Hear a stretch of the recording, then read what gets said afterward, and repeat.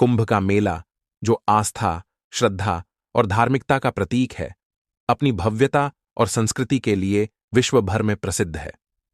गंगा के किनारे दूर दूर से आए श्रद्धालुओं की भीड़ जमा थी। साधु संत, पंडाल, भजन कीर्तन और पूजन अर्चन से पूरा मेला गूंज रहा था। मेले में हर ओर श्रद्धालु पवित्र स्नान और धार्मिक अनुष्ठान करने में व्यस्त थे।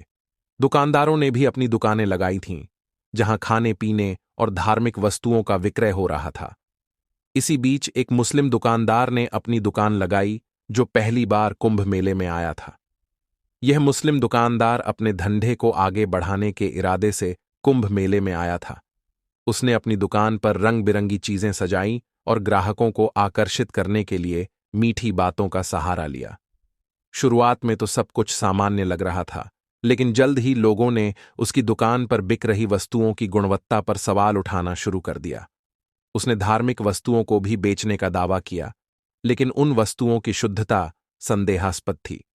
इसी दौरान एक साधु उसकी दुकान पर आया और उससे धार्मिक सामग्री खरीदी। साधु ने जब खरीदी गई सामग्री का उपयोग किया तो उसे शक हुआ कि यह सामान शुद्ध नहीं है। उसने दुकानदार से सवाल किया, लेकिन दुकानदार ने बहाने बनाकर उसे चुप करा दिया। दुकानदार के व्यवहार से साधु को गुस्सा आया। साधु ने आसपास के अन्य साधुओं को बुलाकर इस बारे में चर्चा की। धीरे धीरे यह बात मेले में फैलने लगी कि एक दुकानदार गलत सामान बेच रहा है। दुकानदार ने स्थिति संभालने के लिए झूठे वादे किए और साधुओं को समझाने की कोशिश की कि उसका सामान असली है। लेकिन जब साधुओं ने सामान की गहराई से जांच की तो उसका झूठ सामने आ गया। साधुओं ने दुकानदार को चेतावनी दी, लेकिन उसने उनकी बात को हल्के में लिया। इसके बाद साधुओं ने अन्य श्रद्धालुओं को भी दुकानदार की धोखाधड़ी के बारे में बताया। दुकानदार ने साधुओं की बातों को नजरअंदाज किया और अपनी दुकानदारी जारी रखी। इस दौरान उसने एक और साधु को गलत सामान बेच दिया। इस बार साधुओं का गुस्सा और बढ़ गया। उन्होंने दुकानदार को सजा देने का निश्चय किया। साधुओं ने दुकानदार का सामना किया, लेकिन दुकानदार ने बहस शुरू कर दी। साधुओं के साथ धोखा होने के बाद उनका गुस्सा चरम पर पहुंच गया। उन्होंने दुकानदार की दुकान के सामने धरना दिया और उसे मेले से बाहर करने की मांग की। दुकानदार अपनी गलती मानने को तैयार नहीं था, जिससे विवाद और बढ़ गया।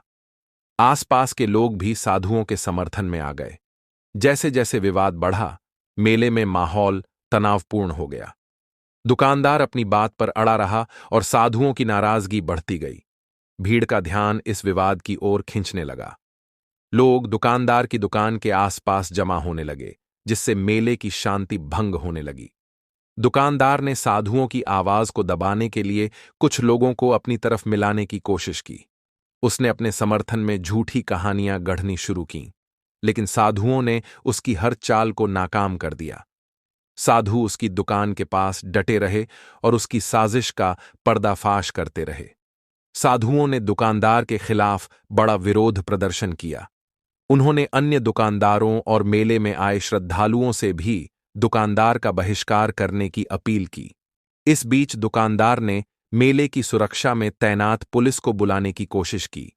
दुकानदार ने पुलिस को अपनी कहानी बताकर साधुओं को दोषी ठहराने की कोशिश की, लेकिन जब पुलिस मौके पर पहुंची तो साधुओं ने दुकानदार की धोखाधड़ी के सबूत पेश किए। विवाद इतना बढ़ गया कि स्थिति को संभालने के लिए एसपी को बुलाना पड़ा। एसपी के मौके पर पहुंचने से पहले ही विवाद ने मेले में अफरा तफरी का माहौल बना दिया। साधुओं और दुकानदार के बीच बढ़ती बहस को सुनकर मेले में आए श्रद्धालुओं की भीड़ वहां इकट्ठा हो गई। लोग आपस में चर्चा करने लगे कि दुकानदार का दोष क्या है और साधुओं का गुस्सा क्यों फूटा है। कुछ लोग साधुओं का समर्थन कर रहे थे, तो कुछ दुकानदार की बात सुनने के लिए उत्सुक थे। इसी बीच साधुओं ने दुकानदार पर फिर से आरोप लगाए और उससे जवाब मांगा। स्थिति को बिगड़ता देख स्थानीय पुलिस मौके पर पहुंच गई। पुलिस ने साधुओं और दुकानदार को शांत रहने को कहा और दोनों पक्षों से अलग अलग बातचीत शुरू की। साधुओं ने अपनी बात रखते हुए बताया कि दुकानदार गलत सामान बेच रहा है और उनका विश्वास तोड़ रहा है।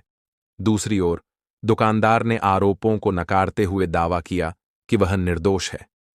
पुलिस ने विवाद को शांत करने की कोशिश की, लेकिन दोनों पक्ष अपनी अपनी बातों पर अड़े रहे।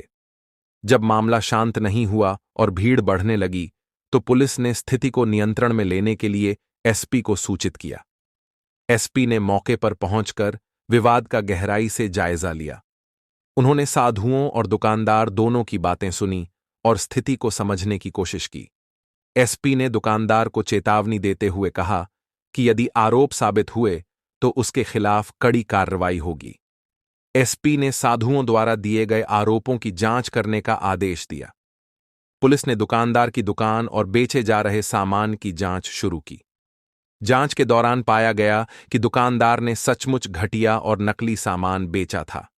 इसके अलावा धार्मिक वस्तुओं के नाम पर उसने कई श्रद्धालुओं को धोखा दिया था। जैसे ही यह सच्चाई सामने आई, साधुओं का गुस्सा और बढ़ गया। दुकानदार की सच्चाई उजागर होने के बाद मेले में तनाव का माहौल और गंभीर हो गया। श्रद्धालु और अन्य दुकानदार भी इस विवाद में शामिल होने लगे। साधुओं ने दुकानदार के खिलाफ सख्त कार्रवाई की मांग की, जिससे मेले की शांति में और बाधा उत्पन्न हो गई। एसपी ने लोगों से शांति बनाए रखने की अपील की और कहा कि दोषी के खिलाफ उचित कदम उठाए जाएंगे। साधुओं और पुलिस ने मिलकर दुकानदार की दुकान से कई ऐसे सामान बरामद किए जो घटिया गुणवत्ता के थे।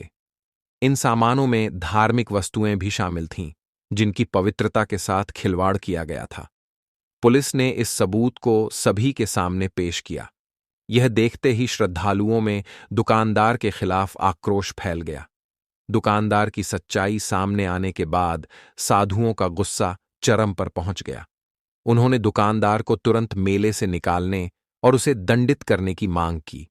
साधुओं ने कहा कि यह न केवल धार्मिक आस्था के साथ खिलवाड़ है, बल्कि यह मेले की पवित्रता को भी दूषित करता है। उनकी नाराजगी के कारण विवाद और बढ़ने लगा। साधुओं के विरोध और दुकानदार के खिलाफ लोगों के गुस्से ने मेले में अफरा तफरी का माहौल बना दिया। भीड़ इतनी बढ़ गई कि पुलिस को मेले के अन्य हिस्सों में भी शांति बनाए रखने के लिए अतिरिक्त बल बुलाना पड़ा। दुकानदार ने स्थिति को भांपते हुए वहां से भागने की कोशिश की, लेकिन पुलिस ने उसे पकड़ लिया। दुकानदार को पुलिस ने हिरासत में ले लिया और उसे लोगों के सामने ले जाकर उसकी गलती स्वीकारने को कहा। दबाव में आकर दुकानदार ने अपने सभी गुनाह कबूल कर लिए। उसने बताया कि उसने अपने फायदे के लिए घटिया सामान बेचा और श्रद्धालुओं को धोखा दिया। साधु और श्रद्धालु उसकी सजा की मांग करने लगे। दुकानदार ने पुलिस और भीड़ के सामने अपने अपराध को स्वीकार किया। उसने माफी मांगते हुए कहा कि वह लालच में ऐसा कर बैठा। साधुओं ने स्पष्ट रूप से कहा कि माफी से कुछ नहीं होगा और उसे उचित सजा दी जानी चाहिए। एसपी ने दुकानदार के खिलाफ कार्रवाई का आश्वासन दिया और मेले में शांति बहाल करने की कोशिश शुरू की। दुकानदार के अपराध स्वीकारने के बावजूद साधुओं का गुस्सा शांत नहीं हुआ। उन्होंने कहा कि केवल अपराध स्वीकारने से मेले की पवित्रता को ठेस पहुंचाने की भरपाई नहीं हो सकती।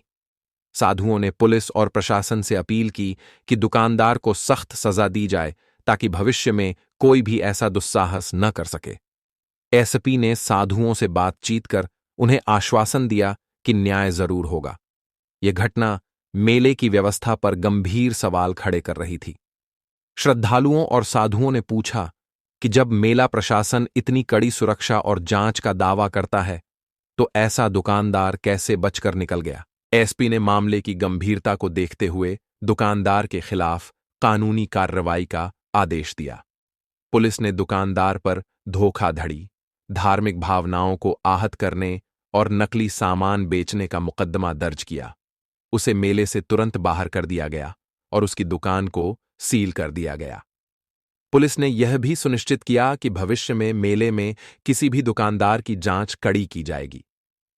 साधुओं और श्रद्धालुओं ने इस घटना को केवल एक दुकानदार तक सीमित न मानते हुए इसे धार्मिक आस्था का उल्लंघन कहा। उन्होंने प्रशासन और पुलिस से इस मामले में न्याय सुनिश्चित करने और दुकानदार को कड़ी सजा दिलाने की मांग की। साधुओं ने यह भी कहा कि इस घटना से जुड़े हर व्यक्ति की जांच की जाए ताकि सभी दोषी पकड़े जाएं। पुलिस और प्रशासन ने साधुओं और श्रद्धालुओं के साथ बैठक कर इस विवाद का समाधान निकालने का प्रयास किया। एसपी ने सभी को आश्वस्त किया कि दुकानदार को उसके किए की सजा मिलेगी और मेले की पवित्रता बनाए रखने के लिए हर संभव कदम उठाए जाएंगे। साधुओं ने इस पर सहमति जताई, लेकिन उन्होंने चेतावनी दी कि यदि ऐसा फिर से हुआ तो वे बड़ा विरोध करेंगे। पुलिस ने दुकानदार को हिरासत में लेकर कानूनी प्रक्रिया शुरू कर दी। उसके खिलाफ स्थानीय थाने में मामला दर्ज किया गया और न्यायालय में पेश किया गया। पुलिस ने यह भी बताया कि दुकानदार के पास से जब्त सामान को नष्ट कर दिया जाएगा ताकि वह किसी और को नुकसान न पहुंचा सके। श्रद्धालुओं ने इस कदम का स्वागत किया। दुकानदार के मामले को सुलझाने के बाद प्रशासन ने मेले की गरिमा को फिर से बहाल करने पर ध्यान केंद्रित किया।